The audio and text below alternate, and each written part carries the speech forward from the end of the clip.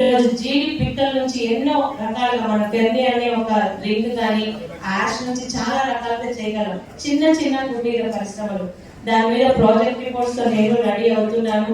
అలాగే మా సైడ్ పాల వ్యాపారం ఎక్కువ చేస్తారు. దాన్ని ఎలా మనం డబుల్ చేయాలి, ముఖ్యంగా ఈ జీడి కొబ్బరి కాకుండా ఇంకా వేరేది ఆలోచించట్లేదు. ఎందుకంటే వారికి ప్రోత్సహించే వారు లేరు.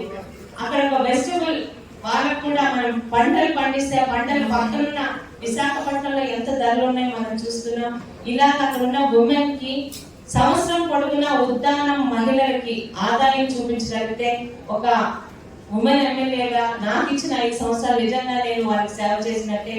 మీ సహకారంతో దాని మీద ప్రాజెక్ట్స్ చేసుకొని మేము ముందుకు వస్తాను. దయచేసి ఒకసారి ఇక్కడ నుండి సహాయం చేస్తామనుకున్నా మీరు మా ఏరియా ఒక రాగలిగితే యూ హ్యావ్ ఎన్ ఐడియా. అక్కడ ఉమెన్ మీరు కలగగలిగితే అక్కడ ఉన్న అట్మాస్ఫియర్ కానీ వారి తాలూకా మెంటాలిటీ మీకు అర్థమవుతుంది. సో